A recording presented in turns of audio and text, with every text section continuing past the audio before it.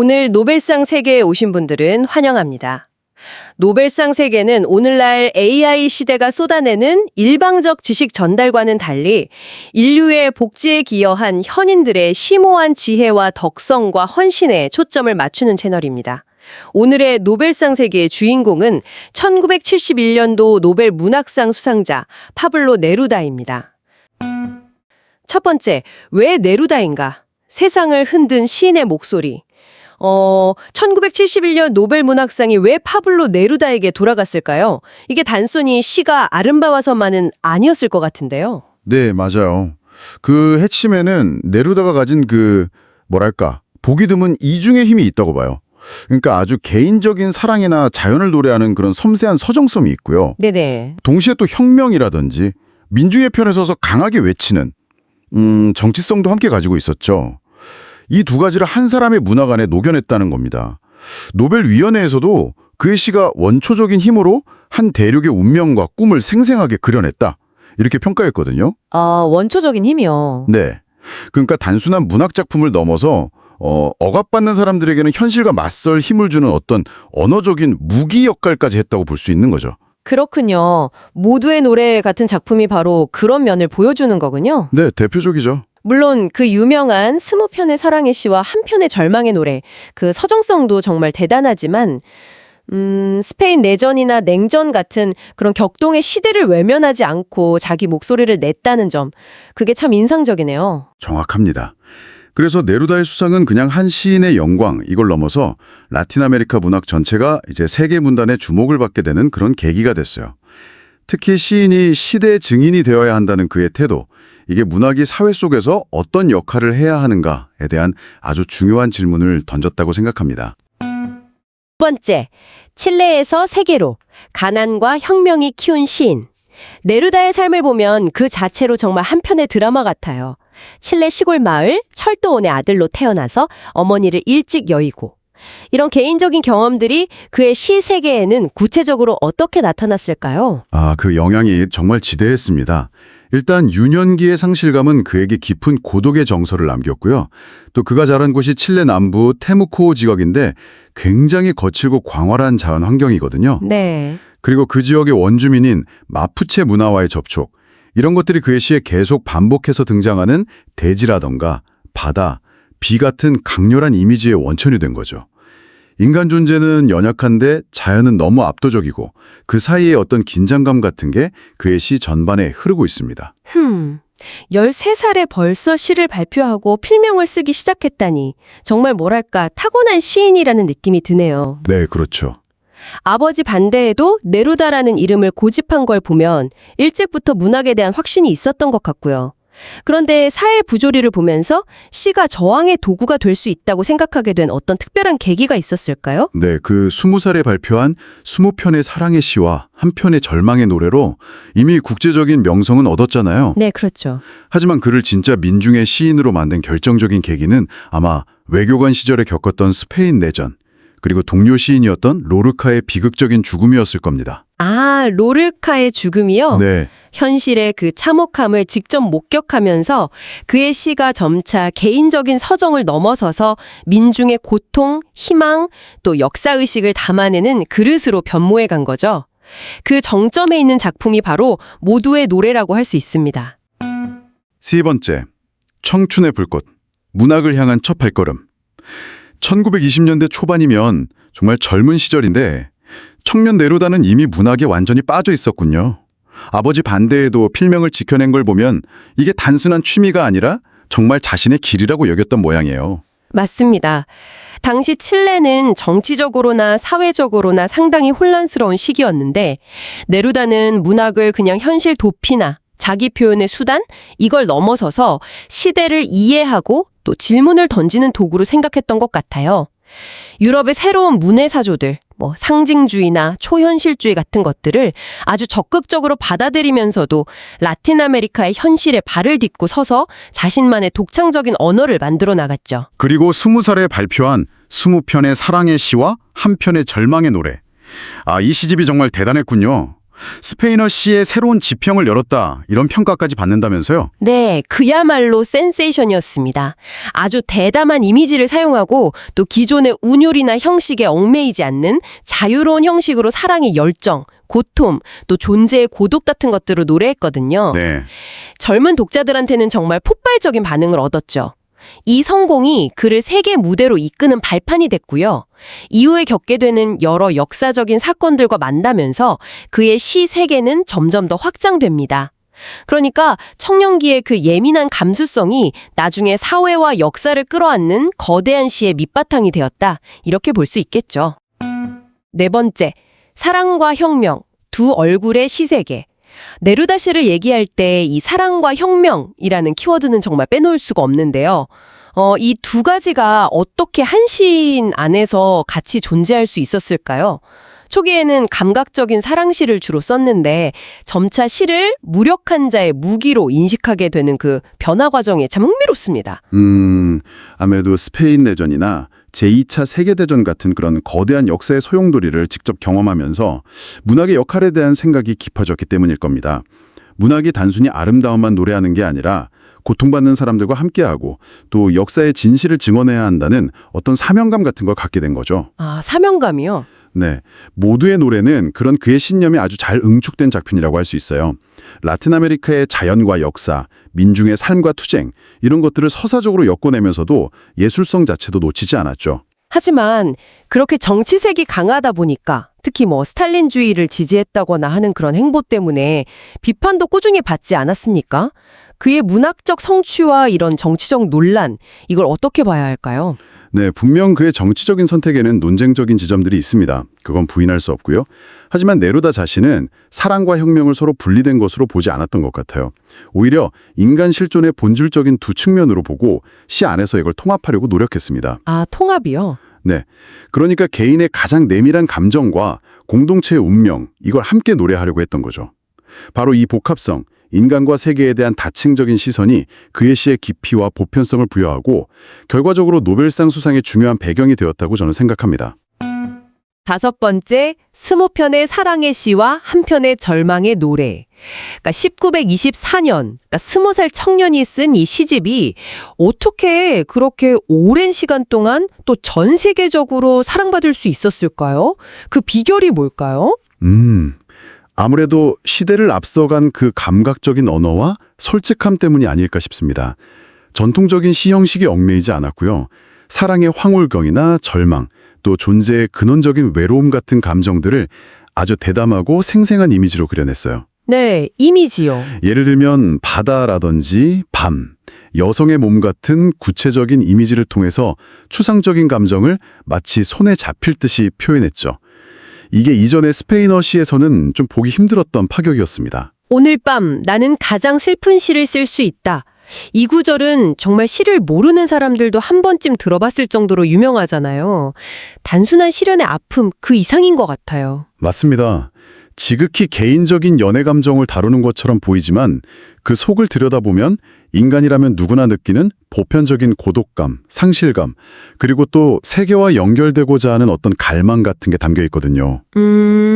그렇군요. 그렇기 때문에 이게 시대를 초월해서 또 국경을 넘어서 많은 독자들의 마음을 계속 움직이는 거겠죠.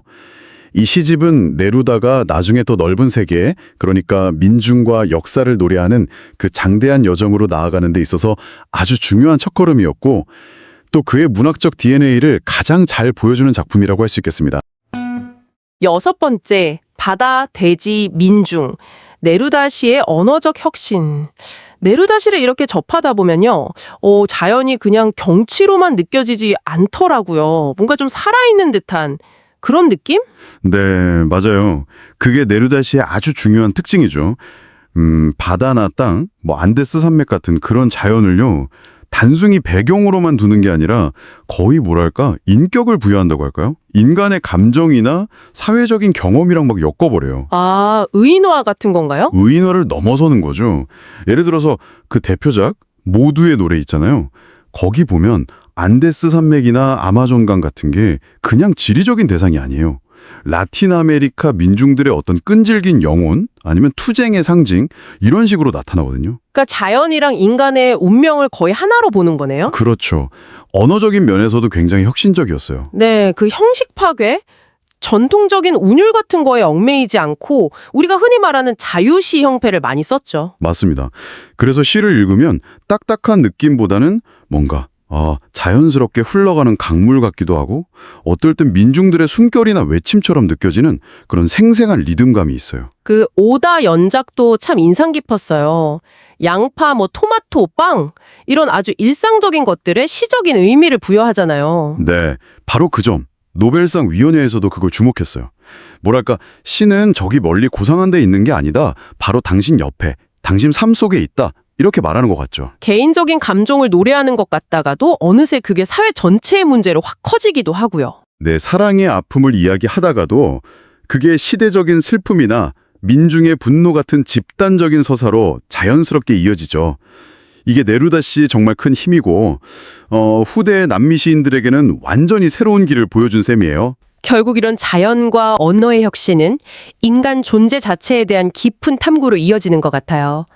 네루다 씨가 아름답기도 하지만 읽다 보면 좀 철학적인 질문을 던지게 되거든요. 네, 맞습니다.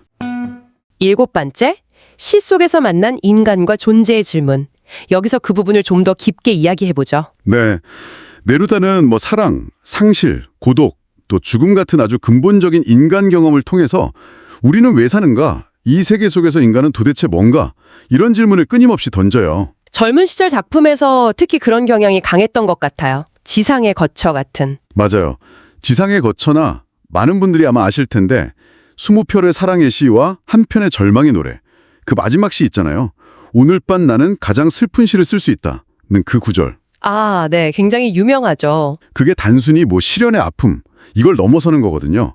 이 광활한 세계 앞에서 인간이 느끼는 어떤 근원적인 외로움, 실존적인 고독 같은 걸 건드리는 거죠. 자연을 통해서 인간을 비추기도 하고요.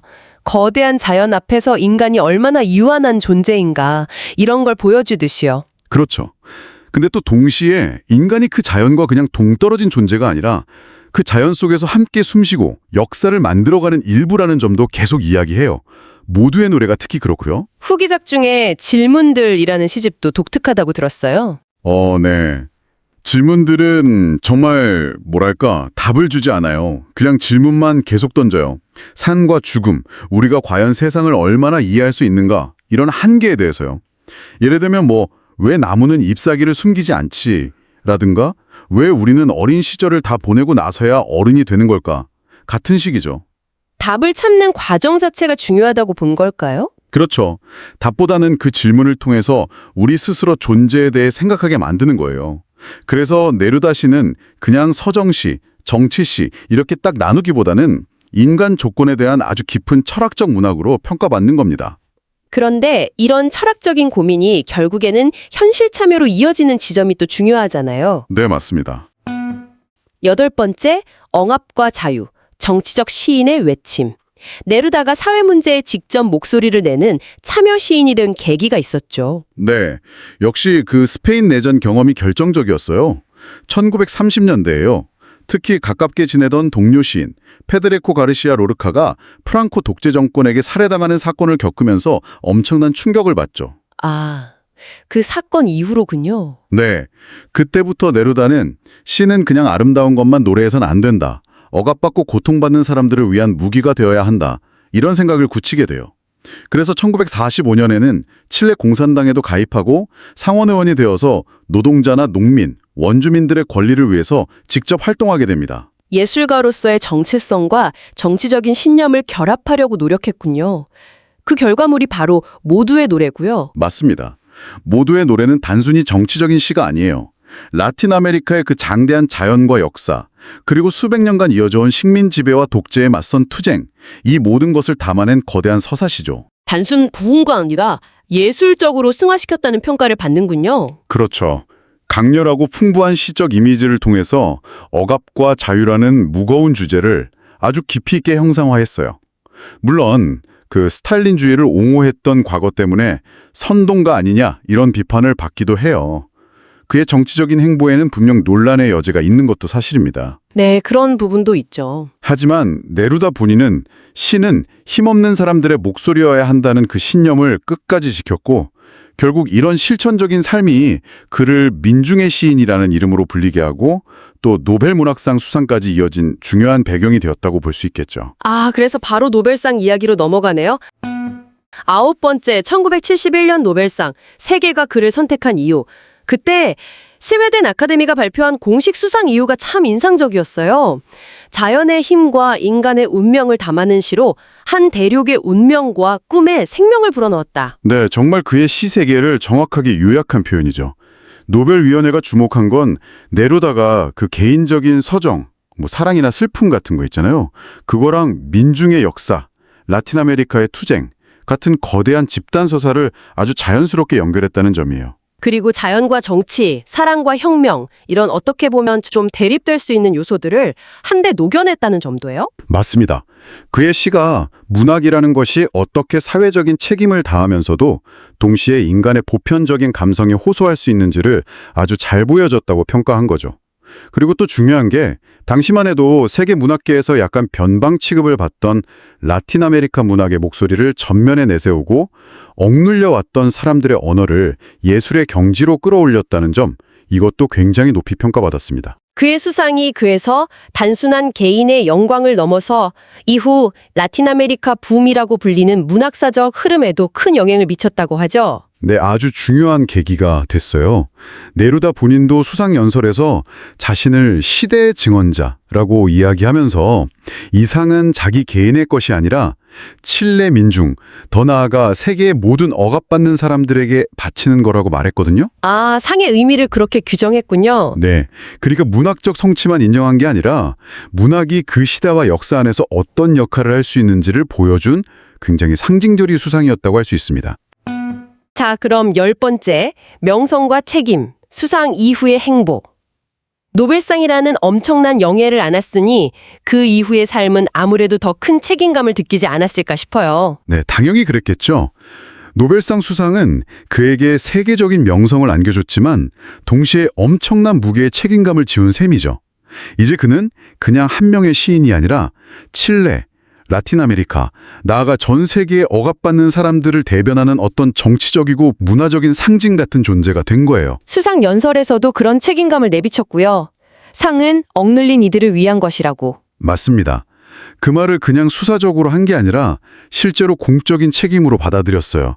그래서 당시 칠레의 살바도르 아옌데 사회주의 정부를 적극적으로 지지했고 프랑스 대사로 임명되어서는 문화 외교 활동에도 힘썼죠. 물론 그 과정에서 그의 정치적 노선에 대한 비판이나 논란은 계속되었겠지만요. 그렇죠. 공산주의 정권에 대한 그의 입장은 계속해서 논란거리였어요. 하지만 동시에 문학의 사회적 역할에 대한 그의 신념은 변함이 없었고요. 문학세계 자체에도 혹시 변화가 있었나요? 수상 이후에요? 네, 후기 시대를 보면요. 여전히 그 특유의 서정적인 감수성은 살아있지만 관심의 폭이 좀 더 넓어지는 경향을 보여요. 칠레나 라틴 아메리카 문제뿐만 아니라 국제적인 분쟁이라던가 인류 전체가 겪는 보편적인 고통, 실존적인 고민 같은 쪽으로 시선이 더 확정되죠. 아까 잠깐 언급했던 질문들 같은 작품이 대표적이고요. 점점 더 보편적인 주제로 나아갔군요. 네, 결국 노벨상 수상 이후의 네루다는 문학과 정치, 또 개인의 삶과 인류 전체의 문제를 끊임없이 연결시키려고 노력했던 공적 지식인으로서의 면모를 더 뚜렷하게 보여준다고 할 수 있습니다. 그의 삶과 시는 문학이라는 예술이 한 시대의 역사와 사회, 그리고 인간 존재의 근원적인 물음과 얼마나 깊이 연결될 수 있는지를 보여주는 아주 강력한 사례로 남아있는 거죠. 11번째, 대중과의 소통. 사랑받는 민중의 시인, 네루다가 어떻게 보면 문학계 인사들 뿐 아니라 정말 평범한 노동자, 학생들한테까지 그렇게 큰 울림을 주었을까요? 네, 그게 참 대단한 지점인데요. 네. 자료를 보면 역시 그 답은 언어에 있는 것 같아요. 사랑, 자연, 고독, 아니면 사회적 불의 같은 거 있잖아요. 네네. 보편적인 거요. 그렇죠. 그런 아주 보편적인 감정이나 경험을 정말 쉬운 말로 풀어냈기 때문이죠. 아, 쉽게 썼다는 거군요. 네. 시라고 하면 보통 좀 어렵다, 멀다 이렇게 느끼기 쉬운데 네루다는 그 벽을 허문 거예요. 특히 그 일상의 작은 소재들 있잖아요. 양파, 빵, 토마토 이런 거요. 네. 그걸로 쓴 오다, 즉 찬가 연작을 보면 아, 정말 이런 평범한 것도 시가 되는구나. 문학이 꼭 내 삶이랑 동떨어진 게 아니구나. 이걸 느끼게 해준 거죠. 그렇군요. 노벨상 수상자 백과사전에서도 이걸 문학을 민중과 나눈 언어로 번역했다 이렇게 표현할 정도니까요. 와, 문학을 민중의 언어로 번역했다. 어우, 진짜 멋진 표현인데요. 꼭 시가 그 책장에서 걸어 나와서 광장에서 다 같이 부르는 노래가 된 느낌? 그런 걸까요? 네네, 비슷합니다. 노벨상 유튜브 채널에서도 그의 시 낭독회를 민중이 함께 부르는 노래 같았다고 하던데 바로 그런 힘 때문이었겠죠. 시를 통해서 사람들과 뭔가 연대하고, 때로는 저항의 목소리를 같이 내고, 그런 거네요. 바로 그렇습니다. 그의 시는 단순한 어떤 서정성을 넘어서 그 공동체의 염원, 아픔 이런 걸 담아내는 그릇이었고 사람들은 그 안에서 자기 목소리를 발견했던 거죠. 하긴 그렇게 뜨거운 사랑을 받았던 네루다지만 또 외면할 수 없는 그림자 같은 것도 있잖아요. 네, 있죠. 12번째, 찬사와 비판, 논란의 경계에 선 네루다. 그의 삶과 문학. 이건 좀 어떻게 봐야 할까요? 가장 날카로운 비판은 역시 그 정치적인 행보입니다. 특히 스탈린 체제에 대한 옹호.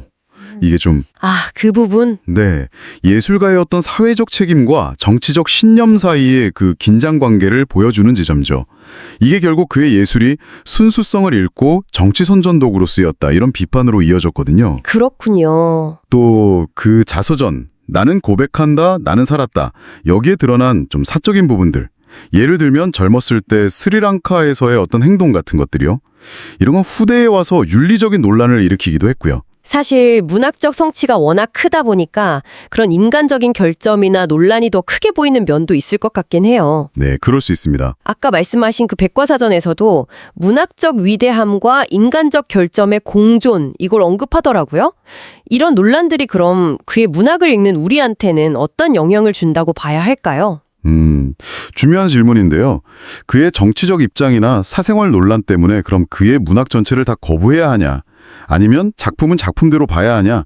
이 논쟁은 여전히 계속되고 있습니다. 네, 그렇죠. 다만 분명한 건 그의 시가 가진 그 언어적인 성취, 그리고 인간 감정에 대한 깊은 통찰, 이거는 이런 논란과는 별개로 여전히 강력한 힘을 발휘한다는 점이죠. 어쩌면 이 복잡함 자체가 네루다라는 인물, 그리고 그의 시대를 더 깊이 탐구하게 만드는 뭐랄까 동력이 될 수도 있고요. 아, 그 복잡성이 오히려 탐구의 대상이 된다. 흥미로운 관점이네요. 자, 그럼 이번에는 남미 문학이라는 좀 더 넓은 틀에서 네루다를 한번 보죠.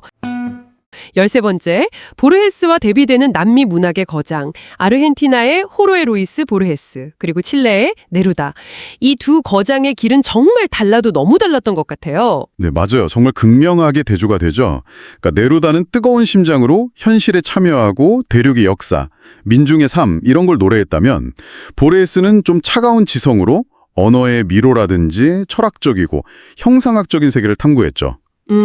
온도 차이가 느껴지네요. 네. 네루다 씨가 감각적이고 서정적이면서 때론 서사적인 울림을 준다면 보르헤스 글은 굉장히 압축적이고 상징적이면서 지적인 유희, 성찰 이런 걸 요구하거든요. 노벨상 관련 자료들에서도 이 둘을 남미 문학의 어떤 다채로움을 보여주는 대표 사례로 자주 언급합니다. 마치 뭐랄까, 네루다는 땅에 발을 딛고 사람들과 같이 숨 쉬었고 보르헤스는 상상의 도서관에서 우주의 신비를 탐색한 느낌. 그런 거네요? 네, 그렇게 볼 수도 있겠네요. 근데 왜 네루다는 노벨상을 받았는데 보르헤스는 못 받았을까요? 여기에도 뭔가 시대적인 배경이 작용했을까요? 네, 그런 해석이 지배적입니다. 아무래도 1971년 당시가 세계적으로 변화와 격동의 시기였잖아요. 네, 그랬죠. 그래서 문학의 사회적인 목소리, 현실 참여 이런 걸 요구하는 분위기가 강했어요.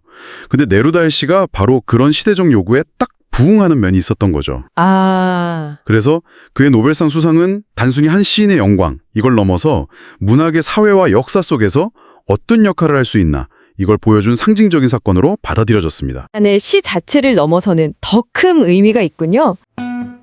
14번째, 후대에 남긴 영향. 시와 혁명의 유산. 그가 후대에 남긴 가장 중요한 건 그럼 뭐라고 봐야 할까요? 그는 시 시가 단지 아름다운 언어놀이가 아니라 정말 억눌린 사람들에게 목소리를 주고 사회 변화를 이끄는 강력한 도구가 될 수 있다.